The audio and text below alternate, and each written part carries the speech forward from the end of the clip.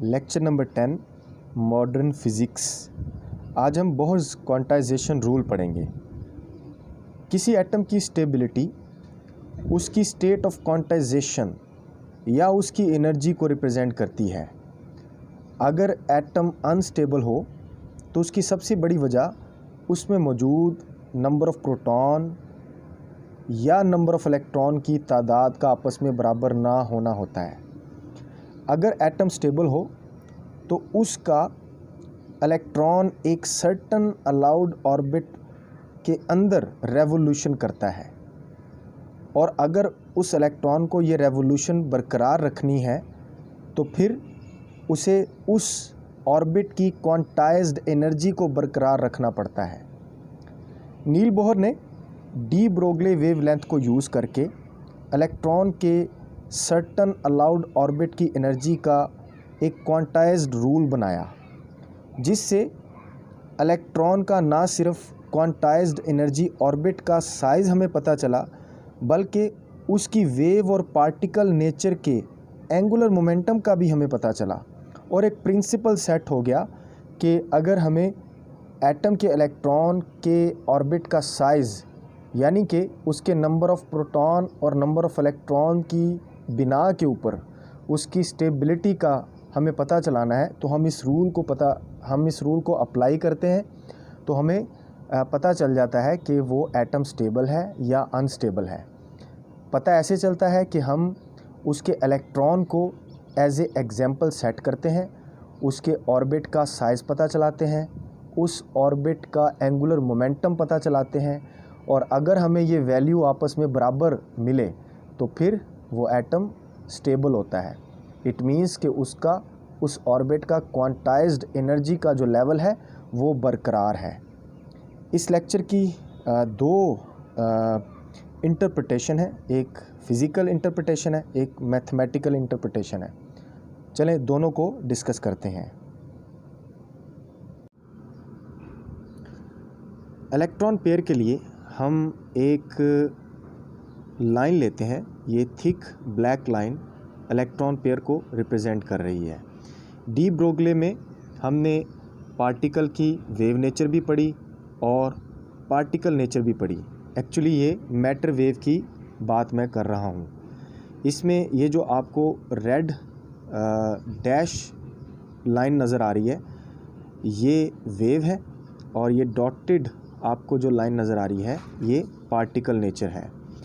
हम इन तीनों लाइंस को आपस में इस शेप में कनेक्ट कर देते हैं। अब हम इस एंड से और इस एंड से इस लाइन को बैंड करना शुरू करते हैं इस वे में, ऐसे। तो फिर नेक्स्ट पिक्चर में आप देखें कि ये हमने बेंडिंग शुरू की इसकी, तो ये लाइन इस तरह बैंड होना शुरू हुई। यहाँ पर ये लाइन इस तरह बैंड हो चुकी है। फिर उसके बाद ये जब हमने दोनों एंड इस लाइन का और इस लाइन का जो एंड है वो हमने आपस में बराबर अटैच कर लिया, तो एक ऑर्बिट बन गया, एक स्फीयर बन गया। हमने electron pair, wave nature of the particle और particle nature of the particle, इनको हमने देखा कि आपस में मिलाने से इन तीनों का जो ऑर्बिट का साइज़ है वो सेम है। ये इंटरप्रिटेशन थी फ़िज़िकल बोहर की। अब मैथमेटिकल में देखते हैं। हमें पता है डी ब्रोगली का जो रूल है वो ये है, lambda is equal to h over m v. H हमें पता है प्लांक्स कांस्टेंट है, उसकी वैल्यू लेंगे। एक इलेक्ट्रॉन के ऊपर जितना उसका मास होता है वो हम उसकी वैल्यू लेंगे। वो इलेक्ट्रॉन अपनी वेलोसिटी से मूव कर रहा है। जो पहला ऑर्बिट होता है, हाइड्रोजन एटम की मैं बात कर रहा हूँ, जो पहला ऑर्बिट होता है उसमें जो वेलोसिटी है इलेक्ट्रॉन की वो ये है। इस वैल्यू को हम लेंगे और इन वैल्यूज़ को हम इक्वेशन नंबर 1 में पुट करते हैं। इक्वेशन नंबर 1 में हमने पुट किया, इसको हमने सॉल्व किया। सॉल्व करने के बाद हमारे पास ये वैल्यू आई। ये 3.3 एंगस्ट्रॉम है। एंगस्ट्रॉम 1 एंगस्ट्रॉम 10⁻⁻10 मीटर के बराबर होता है। एंगस्ट्रॉम हम नैनो से भी छोटे साइज़ को जब हमने लेना हो तो फिर हम एंगस्ट्रॉम में लेते हैं। ये एक साइंटिस्ट है, मैंने पहले भी इसके बारे में आपको थोड़ा सा बताया था। अब हम क्या करेंगे, this wave is exactly the same as the circumference of the electron orbit.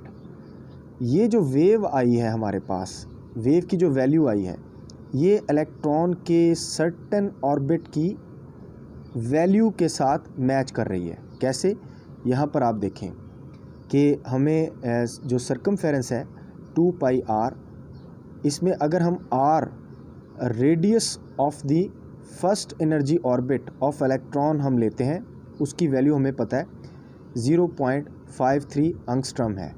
हम इन तमाम को आपस में मल्टीप्लाई करेंगे तो वही वैल्यू 3.3 एंगस्ट्रॉम आ रही है। ये वैल्यू और इक्वेशन नंबर 2 वाली वैल्यू ये आपस में मैच कर रही है। तो जो हमने फिज़िकल प्रूफ देखा था, मैथमेटिकल प्रूफ उसको मैच कर रहा है। Equation 3 shows that the orbit of electron in hydrogen atom is equal to one complete wave associated to itself। ये हमारी वो बात पूरी कर रहा है जो हमने लेक्चर के शुरू में कही थी। हम इसका एंगुलर मोमेंटम अगर लेना चाहेंगे तो इक्वेशन नंबर 3 और इक्वेशन नंबर 2 जब हम इसको आपस में कंपेयर करेंगे तो हमारे पास ये वैल्यू आएगी। इसमें जो n है ये ऑर्बिट को रिप्रेजेंट कर रहा है। अगर हमने फर्स्ट ऑर्बिट की वैल्यू लेनी है तो हम n की जगह 1 लिखेंगे, सेकंड की लेनी है तो 2 लिखेंगे n की जगह, इसी तरह ये सो ऑन है। इस इक्वेशन में हम लैम्डा की वैल्यू पुट करते हैं जो डी ब्रोगले वेवलेंथ की वैल्यू है, वो पुट की हमने, सॉल्व किया तो हमारे पास ये इस साइड पे MVR जो कि एंगुलर मोमेंटम है वो वैल्यू आई। ये एंगुलर मोमेंटम हमारे पास इस वैल्यू के बराबर होगा और इसमें हम n की वैल्यू पुट करते जाएंगे तो हमें उस इलेक्ट्रॉन का जो रेवोल्यूशन कर रहा है उसका क्वांटाइज्ड एनर्जी एंगुलर मोमेंटम पता चल जाएगा। ये फर्स्ट एनर्जी ऑर्बिट का एंगुलर मोमेंटम है, ये सेकंड का यहाँ पे आपको नज़र आ रहा है। तो ये बोहर का क्वांटाइज्ड रूल था। उम्मीद है आपको इस लेक्चर की समझ आ गई होगी। अगर इसके मुतल्लिक कोई क्वेश्चन हो तो कमेंट करके ज़रूर पूछें। वीडियो को लाइक करें, शेयर करें और चैनल को ज़्यादा से ज़्यादा प्रमोट करें।